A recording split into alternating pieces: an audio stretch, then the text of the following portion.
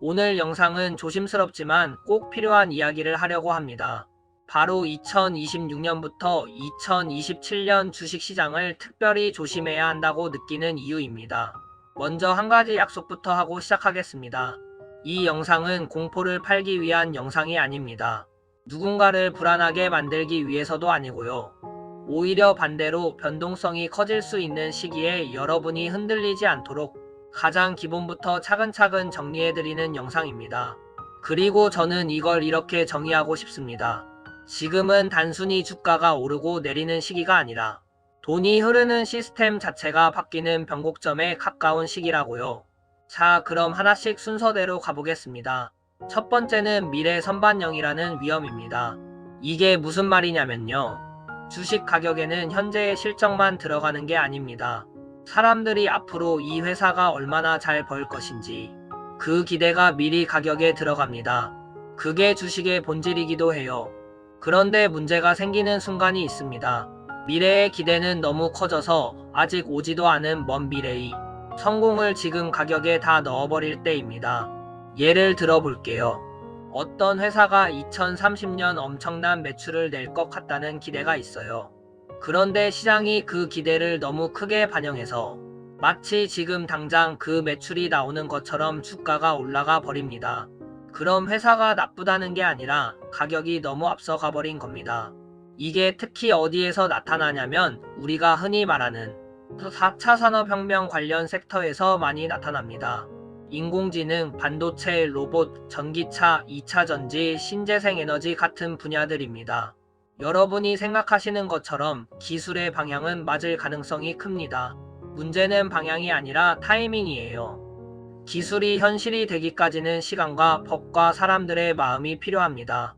그런데 주가는 그 시간을 기다려주지 못하고 사람들의 기대가 먼저 폭발해버릴 수 있습니다. 역사적으로도 이건 반복됐어요. 닷컴 버블을 떠올려보면 이해가 쉽습니다. 인터넷이 세상을 바꿨나요? 안 바꿨나요? 완전히 바꿨죠. 그런데 그때 많은 인터넷 기업 주가는 왜 폭락했을까요? 기술이 틀려서가 아니라 가격이 너무 빨리 앞서갔기 때문입니다. 지금 시장이 가진 첫 번째 위험은 바로 이겁니다. 미래를 반영하는 건 맞는데 미래를 너무 크게 너무 빨리 당겨 쓴 상태일 수 있다는 것. 두 번째는 국가 부채 문제입니다. 이 부분은 처음 들으면 어렵게 느껴질 수 있는데요. 쉽게 말하면 세상은 빚으로 굴러가고 있습니다. 정부도 빚을 내고 기업도 빚을 내고 개인도 빚을 냅니다.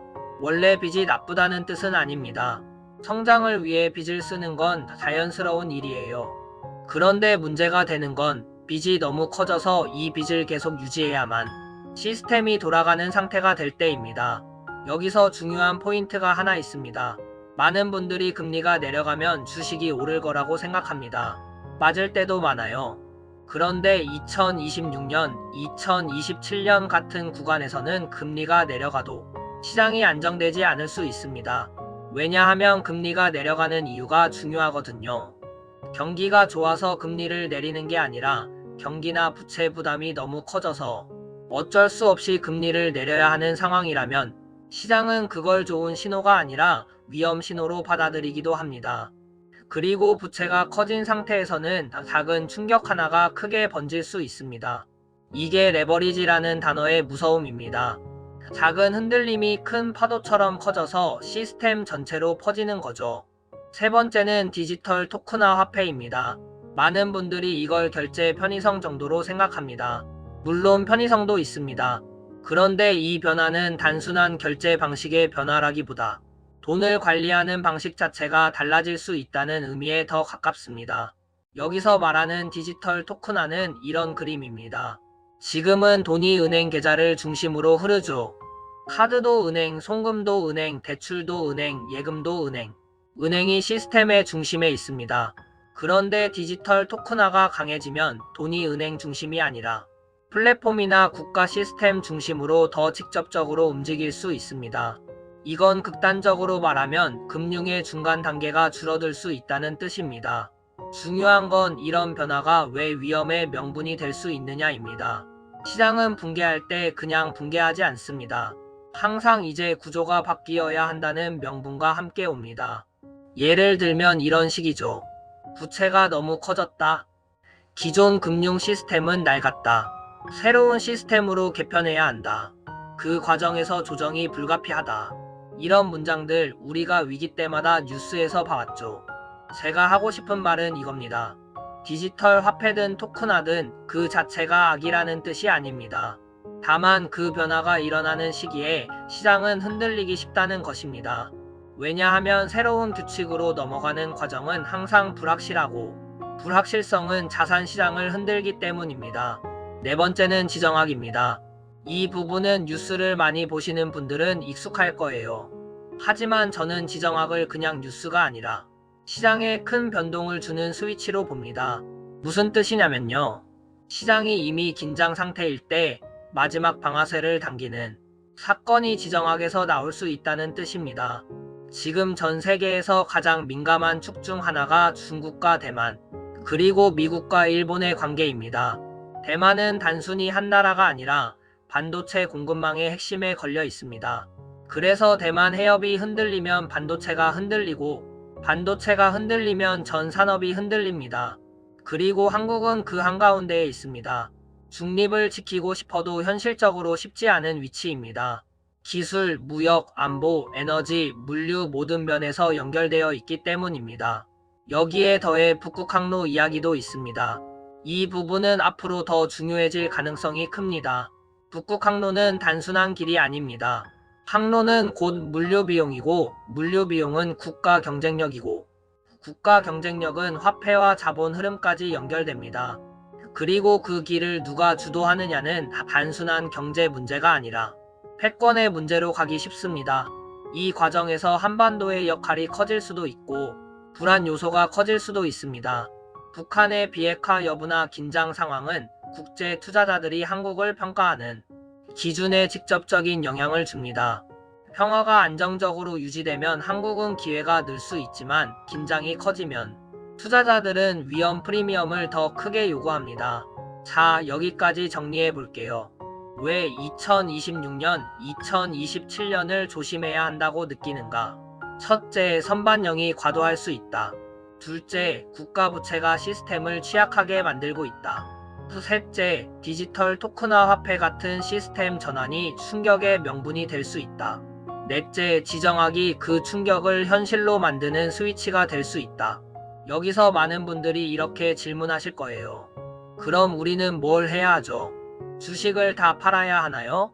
현금만 들고 있으면 되나요? 저는 이렇게 말씀드리고 싶습니다. 정답은 전부 팔아라도 아니고 무조건 사라도 아닙니다. 핵심은 대비하는 방식이라는 겁니다.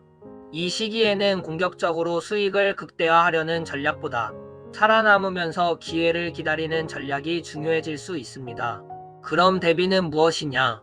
초보자 기준으로 아주 현실적인 원칙을 몇 가지로 정리해 볼게요. 첫 번째, 레버리지를 줄입니다. 빚을 내서 투자하는 비중, 무리한 신용, 과도한 몰빵은 변동성 장에서 멘탈을 지치게 만듭니다. 기회는 생존한 사람에게 옵니다. 두 번째, 한 번에 들어가지 않고 나눠서 움직입니다.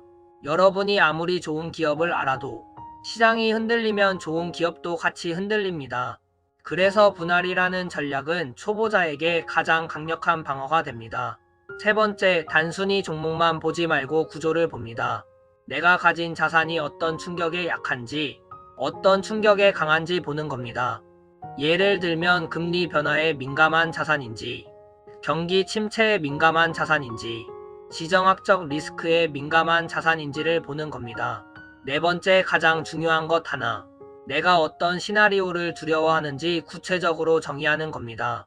막연한 불안은 사람을 무너뜨리지만 정의된 리스크는 관리할 수 있습니다. 마지막으로 저는 이 말을 꼭 드리고 싶습니다.